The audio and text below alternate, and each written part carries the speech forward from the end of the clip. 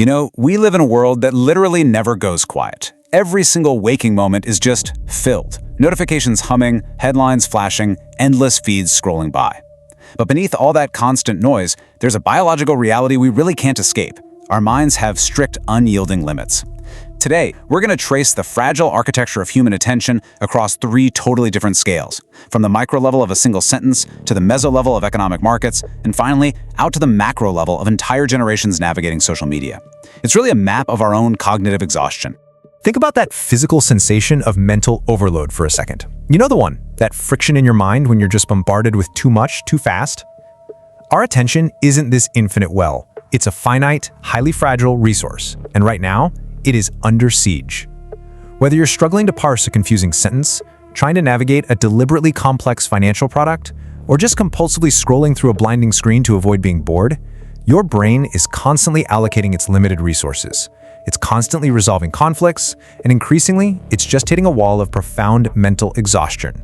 So here's our roadmap for today. First, the brain's language conflict. Second, the economics of attention. And third, social media's complex impact. Let's jump into part one, the brain's language conflict. To really understand how easily our cognitive machinery jams up, we have to start small, like micro-level small. There's this fascinating neurolinguistic study out of the Netherlands at the Donders Institute where researchers hooked people up to EEG monitors. They wanted to map the exact literal moment the brain encounters friction. They had people read a totally normal sentence like, "Fred eats a sandwich," and then compared it to what they call a thematic role violation, "Fred eats a restaurant." Obviously, you can't eat a restaurant, but grammatically, structurally, the sentence is perfectly intact. It's got a noun, a verb, a direct object, and this creates a tiny, unsettling glitch in our cognitive matrix, pitting the rigid rules of syntax against the actual reality of meaning. The researchers framed this using something called the processing competition account. It basically says our brain is doing this incredibly delicate, exhausting balancing act. It doesn't just neatly process grammar first and then meaning second. No, the syntactic stream, the grammar, and the semantic stream, the meaning, they run in parallel and they're highly interactive. They are literally competing at the exact same time for your limited brain power. When they clash, whichever system has the strongest cues forces the other one to take on the burden. It's a literal competition for processing power inside a brain that, frankly, is already easily fatigued by conflicting data. In those EEG scans, they actually captured this mental strain in real time. In brain imaging, an N400 effect shows a spike in activity when the brain is trying to process meaning, while a P600 effect is a spike tied to grammar. So when people read "Fred eats a restaurant," their brains triggered an N400 effect. The grammar of the sentence was so strong, so unambiguous, that it actually overpowered logic. The brain just accepted the flawless grammar and forced the meaning center to work overtime, straining to comprehend how a human being could physically consume a building. It's a literal measurement of mental strain. It shows just how much precious cognitive energy we burn through just trying to resolve minor, everyday conflicts. All right, moving to part two, the economics of attention. So if deciphering a single, slightly illogical sentence drains our cognitive reserves that much, what happens when an entire economic system is weaponized to exploit that exact vulnerability? We're moving from the internal friction of your own mind to the deliberate manipulation of the marketplace. Research from the Stanford Institute for Economic Policy Research shows something pretty unsettling. When human attention is acknowledged as a finite resource, it stops being just a commodity. It becomes a target. The Stanford research lays out this chilling blueprint of how companies actively induce mental exhaustion. First, they fiercely compete to supply us with information, pushing us into a state of constant, unrelenting stimulation. Then, they intentionally induce information overload. They throw so much at us that those parallel processing streams in our brain simply jam. Step 3 is obfuscation. They hide the relevant financial data under a sea of totally irrelevant noise. And finally, it culminates in product complexification. They don't just hide the details, they engineer the products themselves to be overwhelmingly complicated, purposefully exceeding what the average person can actually understand. They build this noisy, overwhelming environment simply because they know we can't process it. It's overstimulation by design. And this leads to a really sobering realization about how we try to fix this. We usually think the answer is regulation, right? Mandating easy-to-understand disclosure formats, making the font bigger, using simpler words. But the researchers found that this is completely ineffective against deliberate product complexification. Simplifying the map does absolutely nothing when the system itself is designed as a maze meant to induce fatigue.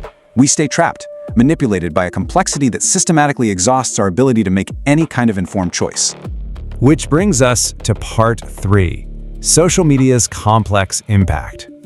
Zooming out to the macro level, we have to confront this massive, infinite stream of information and what it's doing to youth mental health. Drawing on data from the Harvard T.H. Chan School of Public Health, we see this dual reality anchored in deep psychological isolation. The negative impacts are heavy: cyberbullying, the profound anxiety of constant social comparison, and the displacement of sleep. But the data also shows vital lifelines, genuine social connection, finding support communities when you feel totally isolated, and experiencing positive emotions. It's the haunting paradox of our modern age, isn't it? Profound loneliness and deep digital connection frequently coexist within the exact same person.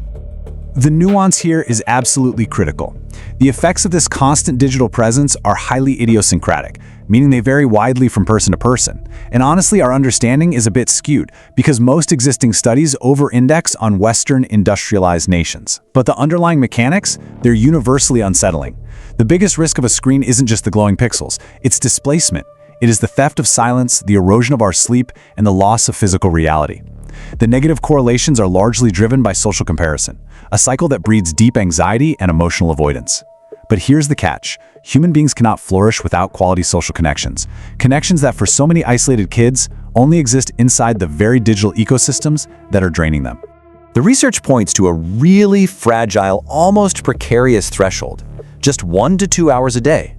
Studies actually suggest that the short window of daily social media use can be beneficial, keeping people connected to their peers. But the second you cross that line, the user plunges into overstimulation. It tips the scales away from connection and straight into sleep displacement, dopamine dependency, and compulsive phone usage. Going on a total digital detox rarely works for anyone, but the margin between a helpful dose of connection and total cognitive overload, it is razor thin. Consider this really stark analogy from Dr. Laura Marciano at Harvard. She asks, is a car safe for someone that is not able to drive? Well, the answer is obvious. We don't ban cars, but we definitely mandate learning how to accelerate, how to brake, and how to recognize danger on the road. When it comes to the digital world, we've essentially handed an entire generation the keys to a machine of infinite stimulation without ever teaching them how to use the brakes. Instead of just restricting access, society desperately needs to teach digital literacy, and we need to co-design spaces that don't fundamentally rely on exploiting our attention spans. At the end of the day, we are biological beings bound by strict physiological limits. At the micro level, our brains burn precious energy, just resolving basic conflicts between syntax and meaning in a single sentence. At the meso level, we're forced to navigate financial markets that are deliberately engineered to confuse and exhaust us. And at the macro level, we live in digital worlds that simply refuse to let us rest, flooding our senses with infinite information. Managing these limits isn't just about productivity or efficiency anymore. It is about preserving our basic psychological well-being in a world that won't stop talking. From the words we read to the digital spaces we inhabit, everything demands our focus. Everything is a distraction. But we're left with a truly haunting question. Why has silence become so deeply uncomfortable for us?